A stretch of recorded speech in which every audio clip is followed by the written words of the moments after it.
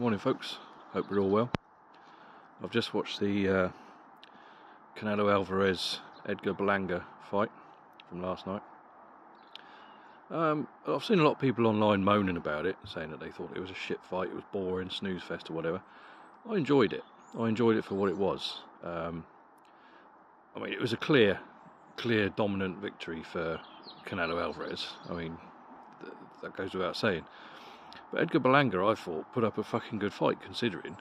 I wasn't too enthusiastic about this fight when it was announced. I'm in the camp I would have rather seen Alvarez against David Benavidez. But, it is what it is. So I was kind of like, meh. I wasn't really that bothered by this fight when it was announced. I wasn't that excited by it. But I watched it. And it was quite entertaining at times. Don't get me wrong, it's not the greatest fight in the fucking world, by any stretch of the imagination. But I thought Berlanga fought quite well. He took a lot of punishment in there, and he was dropped in the third with a left hook, and he wasn't too badly hurt. Obviously it landed. He went straight down, but you could see when he was sitting on his backside on the canvas, he looked more annoyed with himself. He was more embarrassed and annoyed than anything. And he got up. Alvarez steamed forward to try and finish him, and he was going for it. And Berlanga was actually fighting back. He was taking the punches and he was fighting back. And at times in the fight, Berlanga was landing the right hand quite effectively, but he was quite hesitant throughout the whole fight because obviously Canelo Alvarez is a great counter puncher, and so obviously Berlanga looked a bit wary, obviously, because obviously he was taking some shots in there to the head and body, and after he took a few body shots and a couple of lefts to rights and uppercuts to the head, you could see him kind of sort of wary about throwing anything back. But he had his moments. I only gave him 2 rounds, I think. I haven't got my score sheet in front of me, so I can't exactly remember. I gave him the 12 because I felt that Alvarez kind of took his foot off the gas a little bit because he had the victory in the bag. He could take anything Berlanga could land on him, so he was quite content with the victory. So that was the only reason that I gave him the 12, and I gave him one of the earlier rounds purely because Alvarez, his punch output wasn't as high. But this was another dominant performance by Canelo. He was never in trouble. He visibly hurt Berlanga a couple of times with some body shots, and I thought he might pursue the body a bit more. I think he would have got the stoppage potentially if he'd have targeted the body more. But who am I to criticise the guy? He won a dominant fucking decision. So who am I to say? That's just what I thought as I was watching the fight.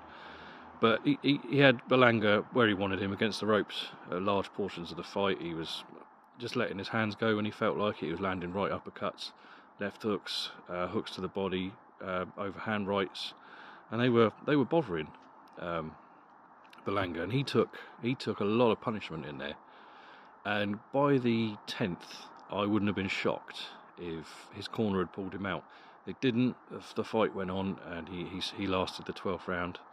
They hugged at the end, major respect gained for each other. There was a lot of trash talking throughout the fight, from Berlanga mainly.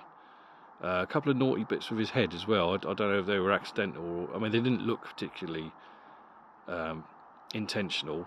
Not to me, anyway. I'll have to watch it back. I only saw it saw it just now. I'll have to watch it back. But I think a lot. It's probably from frustration because he was getting totally outworked and dominated. But no, I found it quite an entertaining fight.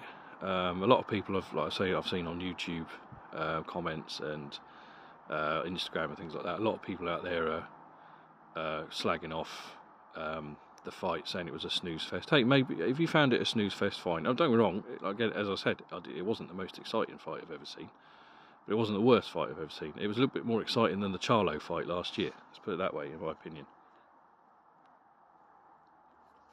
So, yeah, a good learning fight for Berlanga. Like I say, he took a lot of punishment and he was still standing. So, fair play to the guy.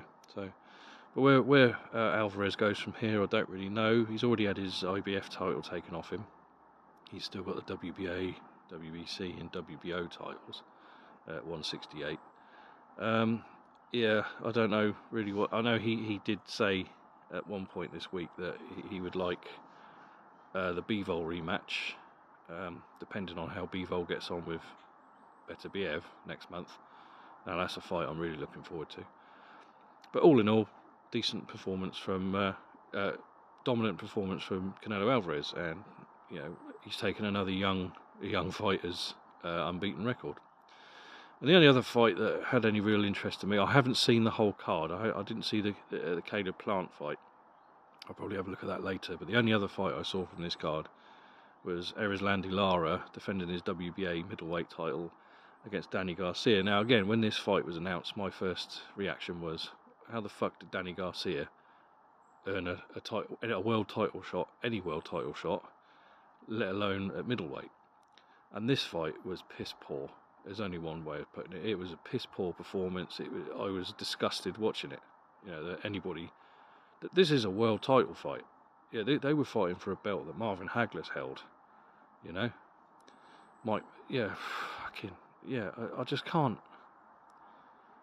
I was just disgusted by the whole thing. I mean, Danny Garcia looked like he would rather have been anywhere but in the fucking ring. Erislandy Lara wasn't much better. He's definitely he showed his age in there. He's the same age as me. He's definitely showed his age in there.